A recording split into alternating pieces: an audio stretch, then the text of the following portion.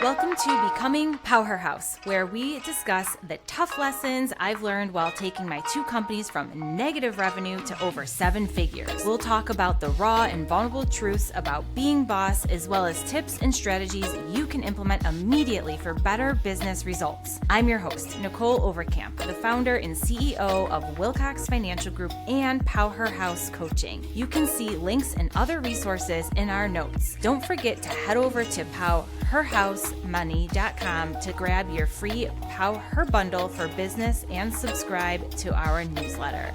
Now, let's dive in to today's episode. So oftentimes behind the perfectly curated outfit and the heels and the smile is a lot of crying behind closed doors.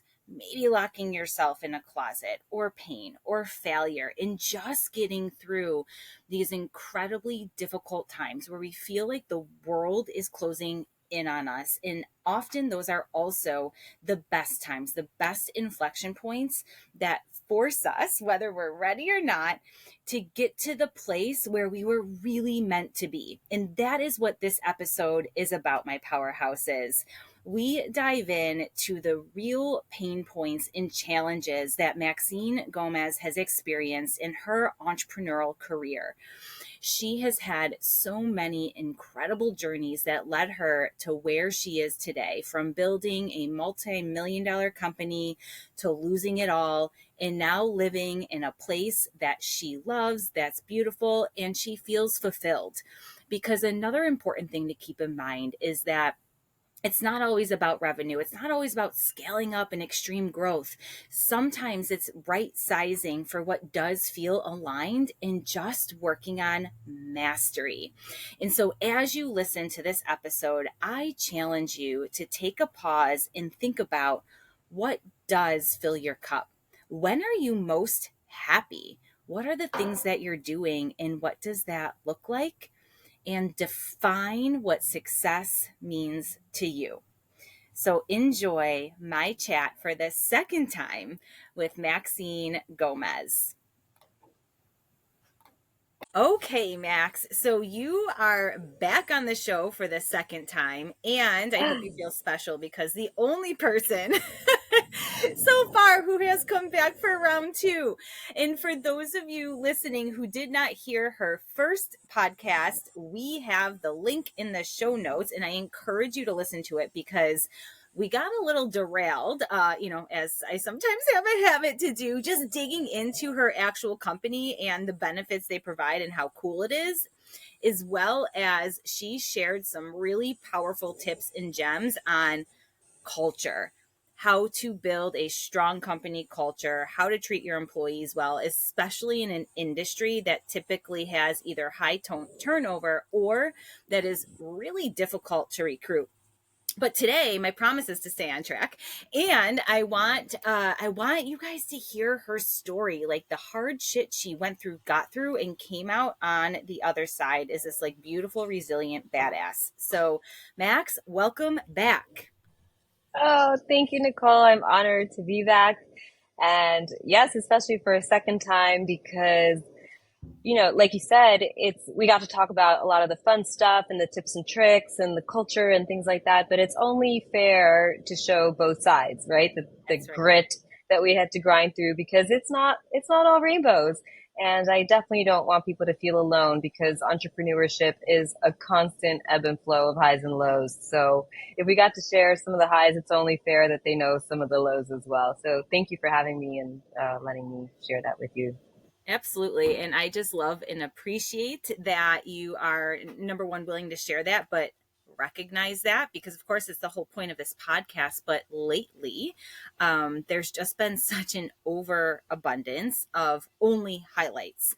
And I think there's also this like, I don't know what the mentality is these days of business owners not being able to really show up raw and authentically and just saying everything is so great and really only talking about the positives and almost terrified to talk about the negatives as if it's going to hurt their business. And I'm in the belief that the more authentic that you are and talk about those pain points, the better it is for business because we're human.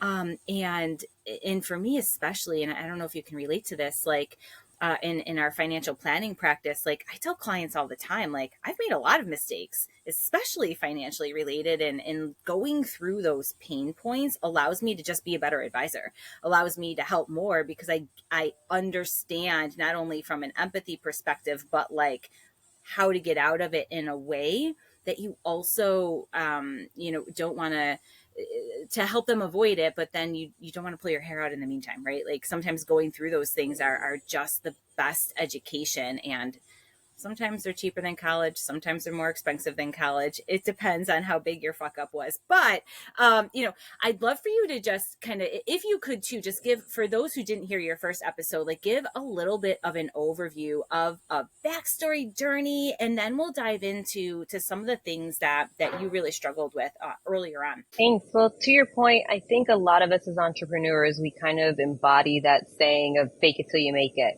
And so we put on this smile, we put on our big girl shoes, and we're like, okay, we're going to do this today. And we're so afraid to be seen that we might fall and not be able to get back up. Right. But I also love and agree with what you're saying in that those failures are really where the magic happens if you can turn them into a lesson rather than a sticking point. So if you can grasp it and just be like, what was that? And pick yourself back up, that's really where the growth is going to happen. Or you say, I give up, I surrender, and this is just not what I'm doing today. So it's really a matter of how we get back up. Mm-hmm. Because, so as you know, during the pandemic, I was, we were teaching contractors and people how to sanitize against the COVID pandemic. And at that time, we were being called for emergency situations.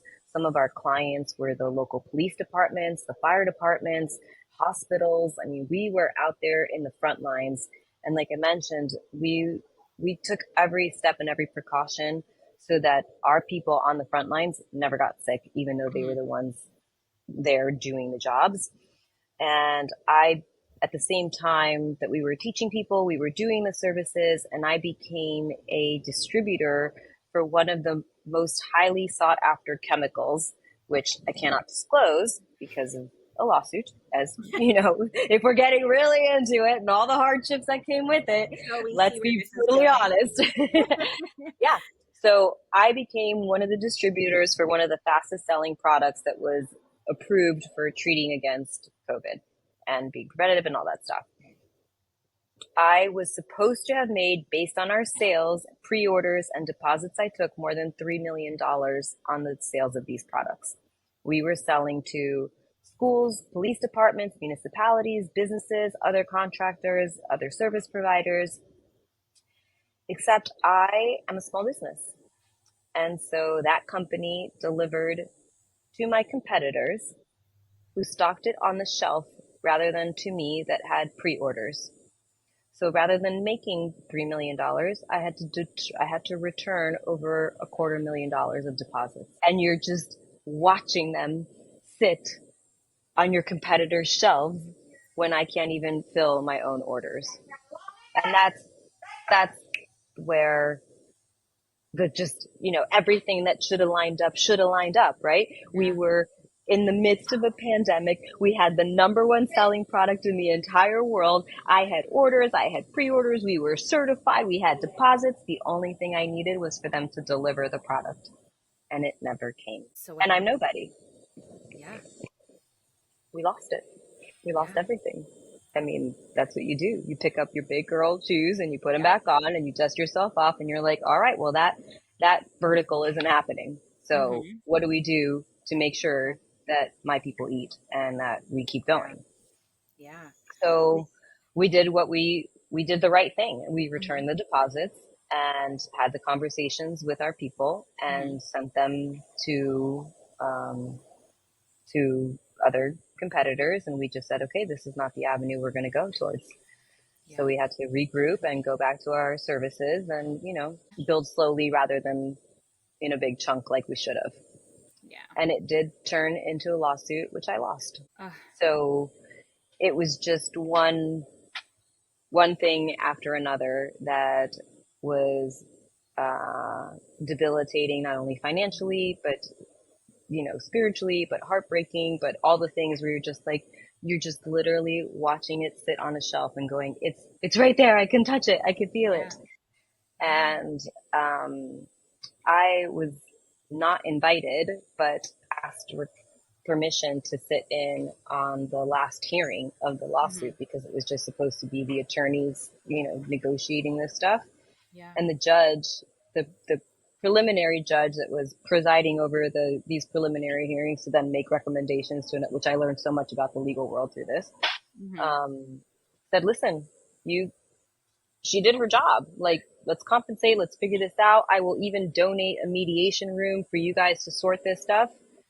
And so I was like, okay, there's, at least I'm being acknowledged for what Hmm. happened. And by the afternoon, the case was dismissed. Oh, come on. And they said, sorry, you don't have this, you don't have that, and this is all we're going to do for you. Wow. So, there were so many learning lessons there. Hmm. You can't count your chickens, right, until That's they're right. hatched, Yeah. and you have to be able to be strong enough and pivot. You can't Hmm. spend that money until you have it because I those were deposits. Like, I knew that in my mind there was no way that this could have gone wrong. Right, Hmm. just everything was in line for that to work out. Even towards the very, very end, when I thought that maybe we could get some of that money back from at Hmm. least something in the lawsuit. And they said, no, go on your way. You, Yeah. you wanted to play with the big boys? Well, sit back down. Yeah. But, every single aspect of it was a learning lesson. I now make sure that my contracts are in order, that my orders are in order, that I have these relationships and this understanding knowing that the product is there before I order it. Hmm. So many steps along the way that really turned into such a valuable lesson. And, you know, we, we get to reverse engineer our life if we do it right, right? Hmm. If we know the direction that we're going, then we can pick a path. And so many times I ask myself, well, why didn't this work out? There has to be something better for me. And so now I'm reporting to you from Costa Rica, Oh, where I no have way. shifted Okay. and pivoted my life to be able to work remotely because ultimately, at the same time that those products didn't come, I got super sick with mold. So it was the combination of all of those things where now I lost everything financially. I lost, the spirit of the work that I was doing. I lost my health. I lost so many things that were just all entangled together. And I was forced to be like, okay, what are we going to do here? I need to pivot for real because now I can't even go to my jobs because I'm personally sick. And I was able to pivot and do consulting. And now I do that remotely so that I can live a much healthier, balanced life doing what I really wanted to be doing. Yeah. So if It's we can take them into learning lessons and practice gratitude and hmm then say, okay, that didn't work, but it's still working in my favor. hmm I don't know what it is.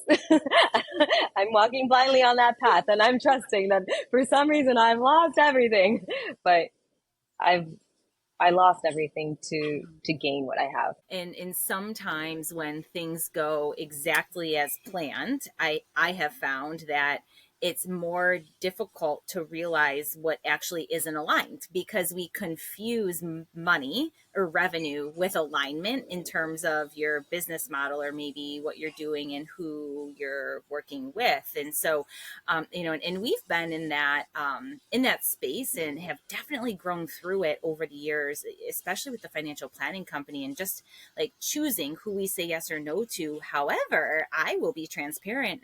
Max is like, I had really devastating things happen that forced me into those decisions. I didn't make them on my own. And it was only in hindsight saying, like, oh shit, thank God that happened, because I don't think I would have had the either the gumption or just the awareness to have pulled that trigger on my own. And so, and can you speak to that a little bit in terms of how your business model in general has shifted, and does it feel better, or are you still in that process of figuring it out? It completely shifted because, like I said, I lost everything. Yeah. So I mean, fortunately, not the roof over my head, and I was still in business doing other stuff, but Okay. all the plans that I had made did not work out in that direction. And my illness was really something Mhm. that forced me into a completely different direction. So at that time, I found jobs for my team.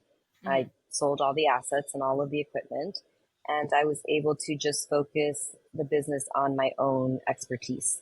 Okay. So right now I have boots on the ground that go do my inspections, and then I'm the Mhm. one that reviews the reports with the Mhm. clients. So I can do that remotely. And I do also review expert witness work for attorneys and peer reviews and stuff like that.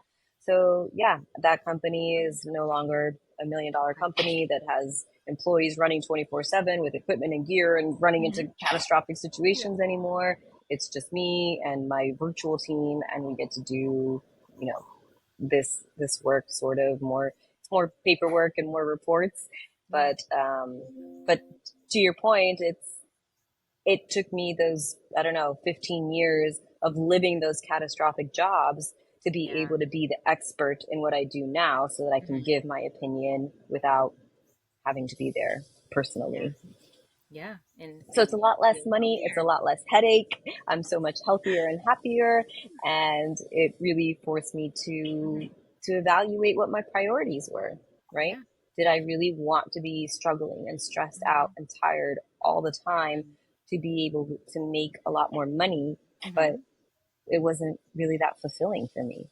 And Yeah. now I feel sorry, it's my little black cat. uh, Now I Um. feel that I get to do so much more rewarding work Mhm. because I'm bringing valuable insight from my own experience to give contractors the work that they need. And this all sorts of creatures down here. Love it.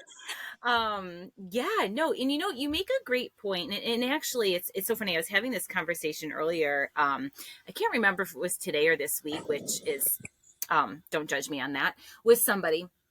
But we were actually talking about just that, like, are you chasing, what are you chasing, and what's your What are you definition of chasing? success? And everything is so popularized by revenue, money, and but yet we don't always focus on, like, well, wait a minute, what is fulfillment, what is wealth? Actually, it's not just the top line, it's how we feel. It's our definition of that, and in freedom and fulfillment, and like that place where you feel really, really content, maybe not satisfied, but content. And versus chasing the dollar. And she was talking to, I thought I was focused on growth, and that is what I did. And I realized that it just wasn't aligned with the business model I enjoy building. And she said, so now we're focused on mastery.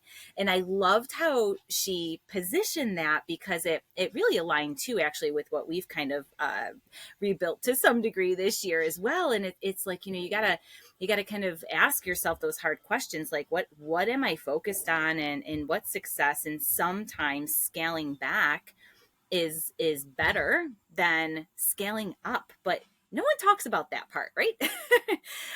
In building something that feels like you can do it forever versus maybe something that makes a lot of money but kills you. I totally agree, and I relate to say that I feel like because of the direction we took, I was able to master my craft. And one of my mentors used to always say that. He's like, Max, when you're stuck, just focus, master your craft, and that Yeah. will always align you with what you need to be doing for your Mhm. clients. Yeah, So, I love that. and it's true. It really, when you are forced to look at yourself, Hmm. at everything that didn't work out the way you thought you wanted it to, and then your health is compromised, then you really have to say, okay, what's important? What is it Right. that I really want? And how do I want to be spending my time when now I have to consider these things? Hmm. And I could have continued to fight uphill backwards, right? I could have done an appeal. I could have Hmm. kept the business open. I could have taken a loan. There were other avenues that it could have gone Hmm. if I truly felt like that was the way I wanted to go. But um, uh, that just wasn't the right way, right? That no Yeah. longer when I had to actually sit down and reflect and say, okay, what are we gonna do? And I feel very lucky that most days I get to say, this is what I get to do today. Mm-hmm. Yeah. But And we that get day was, what am I going to do today? yeah. Oh, believe me. Yeah. It's so funny. And we get to, we don't have to. And like, life is so short. And again, we forget that. And lately, I think I've just been seeing so many young people die of heart related Oh, issues that they shouldn't be dying of. Like they're young and they're healthy and heart attack, or in the hospital for all these things. And it's like, what are we doing this for? Who are we doing it for? And if I were to die tomorrow, would I be proud of how I spent that time and who I spent it with? And sometimes we get so wrapped up in the busy, we have to like pause and say, like, is this busyness fulfilling enough that we would be proud, or does something have to go? And just real quick, I'll take a 5-second pause for anybody who's not watching the video version and only on audio. I was not laughing at Max when she was talking about something serious. There's a black cat that keeps pouncing on her. So if you aren't seeing that, you may think I'm a big asshole, but I'm not, I promise. Just wanted to say that little disclosure there. I mean, Costa Rica's got some wild animals. oh, they're all over. And, Yeah, but, but even if they hadn't seen that, we have to laugh at ourselves, that's right. right? Yeah. We take ourselves so seriously. We Yeah. overvalue being busy, Mm-hmm. and we we really need to give ourselves the permission to smile, to relax, to Yeah. have those moments. To me, success I define, so I've always liked the expression of of the definition of success being doing what I want, how I want, when I want, with who I want. But Mm-hmm. even how I imagine that has completely changed. Yeah. What is the biggest thing that changed for you and how you imagine that? I'm curious. I think the biggest change was that I was living a very comfortable life. And I now feel that I'm more in service. I've gotten back to my volunteer work. I've gotten back to giving back to the community. I've Mm-hmm. gotten back to giving back to myself, to enjoying my own time, and and and feeling that there's purpose in the work that I do, because now I get to be an advocate for clean air, right? As being an expert witness and managing what other contractors are doing and talking to people about it, and still teaching contractors, because I still work for that organization for Normie, where I'm bringing my experience to them in the classroom. Being in a life of service is has really been the biggest part for me, where now I feel that what I do is fulfilling, not just grinding. Yeah. Yeah. I love that. So, Um, is there anything that you did, and I'm saying this for those listening who are like, oh, that sounds nice, but like, how the hell do I get started on that? Because I don't want a disaster to happen to make these choices, to kind of to pause and take that time. Is there, outside of being in that moment of which is so relatable, of like, oh my gosh, the world is closing in on me, what do I do? I'm in this dark place, like, why me? I'm sure you had that like place where you were in the pit, and then as you got out of it, what were some tools, or if there was exercises, or if you hired a coach, like how did you go from there to here? I think the biggest switch was going from why is this happening to me to what can I learn from this? Yeah. But not just thinking it, like really believing it. Mm-hmm. It's it comes from a place of grace. It comes from a place of humility, and the more that you get stuck in that mindset of that desperation and that victim attitude, the more you're going to perpetuate it, right? Because Point. you are, as long as that's your frequency, that's what you're going to attract. So when you can go and you can stop and you can take a step back and meditate and go, okay, what am I learning from this? What do I need to do to regroup? How can I protect myself in this way? And where do we go from here? Mm-hmm. And then is it even aligning with what I want to be doing, right? Because when I Right. fast forwarded and I was like, okay, if Dry Tech made all the money in the world and this worked out the way I wanted it to, what would I be doing? And then I was Mm-hmm. like, this isn't even what I would be doing, right? So, oh, okay, let's do a real pivot then, because this isn't even what I want.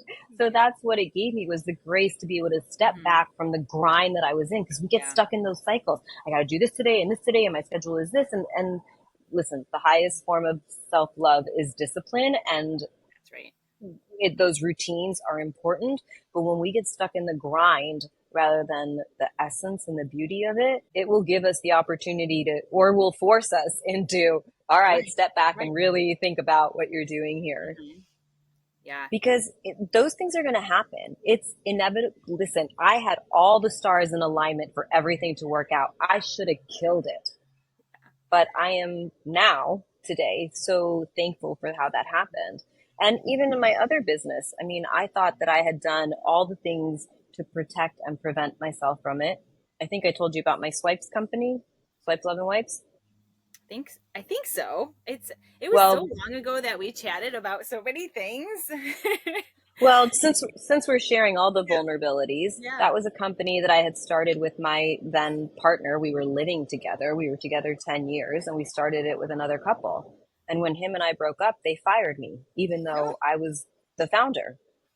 So, you're with someone 10 years, you think everything is hmm. beautiful and lovely, and you're going to be together forever, and you're planning your life in that direction, and they're like, yeah, we're not together anymore, and you're fired. So Thanks. sometimes yeah, thank you. Now I get to say thank you. Right, right. But Yeah. in that moment, you're just like, God. what? How did, Yeah. didn't see that coming. And that's really when it happens, is when you don't see it coming. Hmm. And there's nothing you can do to prevent it. You just have to know that it's not the end, Hmm. right? The end Yeah. is when our eyes don't open again. And that's Right. hopefully not today. Yeah. So as long as our eyes open, there's always a new opportunity. Hmm. And if you look around and think about it, like even in your darkest hours, right? Even when you were like, oh my God, how am I going to get through this day? How am I going to make payroll? How's this going to happen? You always come through, Hmm. right? One way or another. Hmm. Either you close the company and restart, or you sell some things, or this happens, or you pivot, or whatever it is that happens. If it's not your last day, then it's not the last day. Yeah. And there's always a chance to do better and to learn and to grow from experience. And thank goodness I'm in a position now where all of those hardships are my lessons that I get to share with others from experience. Yeah. I love that. And that is like the perfect way of explaining the true meaning of just like you get to, right? You get to, and even if it feels like the worst, it's probably a great privilege, if you think about perspective.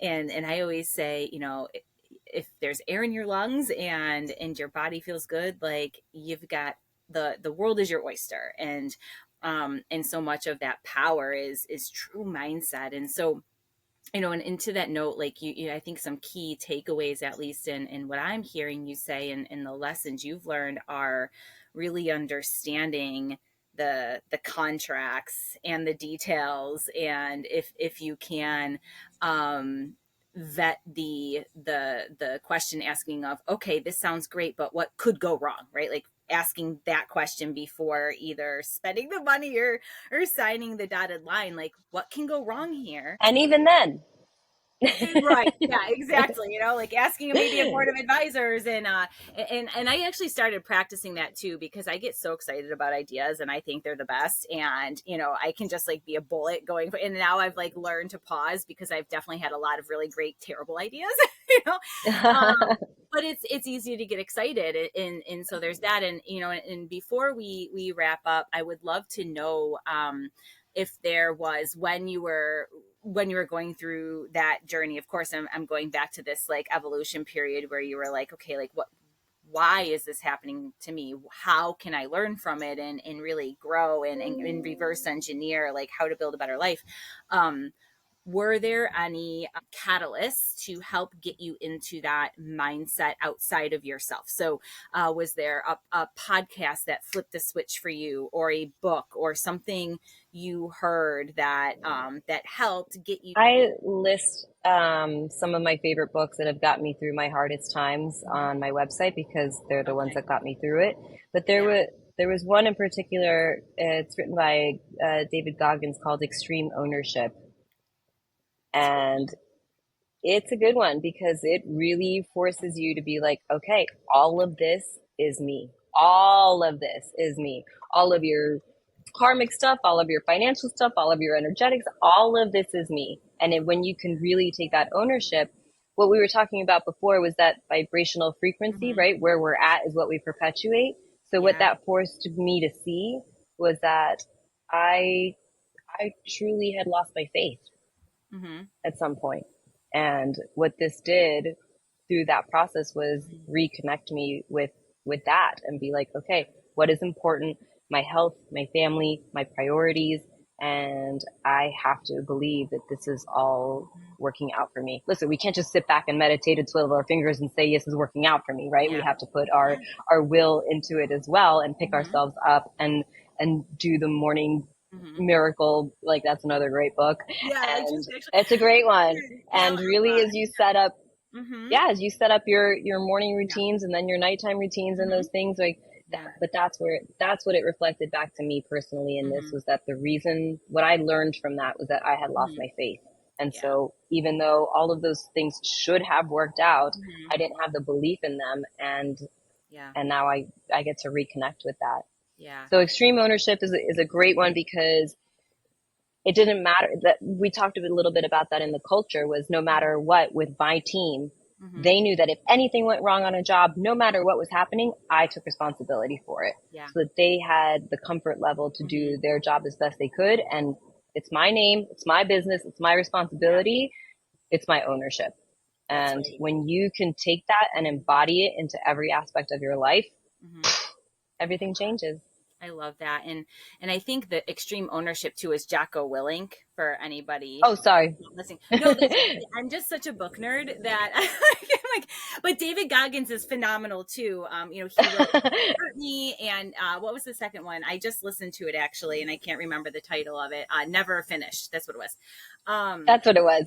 but there's so much number one, I extreme ownership and like if a problem happens, like okay, if this were my fault, how would I solve it? And having that personal ownership when you're running an organization, I think is one of the most critical, invaluable lessons, because pointing a finger is so toxic when you're a leader, and it doesn't really solve anything. And I think it stunts growth in a lot of ways. And it took me quite a while to digest all of that over, the last couple decades, I think. And there's so much power to me anyways. And I don't know if you agree with this, but like I get so much energy and power from hearing another person's story than like another self-help book. Like I want to hear, what your story was, what you did. And like, to me, that's like, they're my best friend. They don't even know it. They're helping me. They're giving me this energy. And cause I do that when I need it. And going through stuff, like it's always those other people that we become so close and they don't even know. That sounds really creepy. But they're so No, it's true. helpful, and we'll definitely link your website with your book list and the ones that we mentioned, you guys, because they are powerful. I will say it's actually listening to David Goggins got me through a half marathon that I didn't even train for. Yes. I really regretted that decision after the fact, but But you I did did it. You it. tried. You showed Yeah, up. exactly. Yeah. I just So want to say really quick that it's so beautiful what you're saying because you are connecting people and connecting women entrepreneurs, which is such a small and specific demographic that as entrepreneurs, the scaling up talks about creating forums of entrepreneurs because yeah. we live such a life in a different way that we often feel alone. And so Yeah. the forums are important because we have a pretty high, suicide and stress rate. And then even among women, it's so much higher. We put so much pressure on ourselves. And I just want to give permission to anybody listening to this Mhm. and to you and to myself, just a reminder that we're not alone. And we don't have to do it with a smile on our face every day. We have good days and we have bad days, and some days we win and some days we don't win as much. And it is all a matter of working for us to reconnect us with our faith and and our purpose. Yeah. So if you can self-reflect and take extreme ownership of your daily decisions, it's worth it. That's amazing. And it's almost like you pulled the thought out of my head, Max, because I was going to say, as we end, what is one thought to leave with the listeners? And I couldn't think of like a better thought and message than just that. It was perfect and beautiful. And I hope everybody hits replay and lets it land, because these things that she's saying come from a deep love and experience, and we are not meant to be here alone and isolated. We are here to support each other and connect with each other, and that's why this podcast is here. That's why you're here sharing your story with your precious time. It's because we care, and it's that impact where, you guys, like, we're not alone.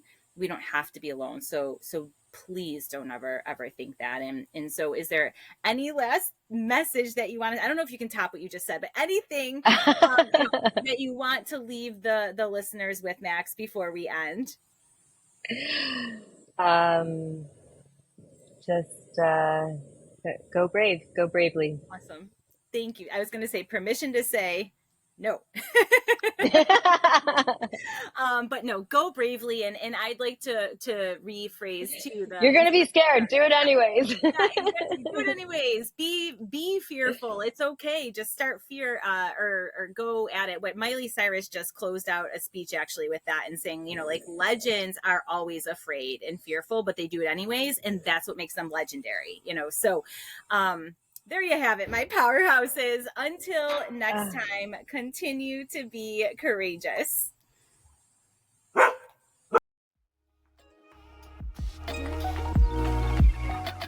Thanks so much for listening to Becoming Powerhouse. You can find all of the links to our site and resources in the show notes. Let's connect on Instagram at PowHerHouseMoney, and don't forget to subscribe to our newsletter at powerhousemoney.com. Remember, I want to connect with you. I want to hear your thoughts and help you with all the challenges you're having. So engage, send me a DM. And of course, if you're loving this podcast, let us know and go ahead and hit the subscribe button and leave a review.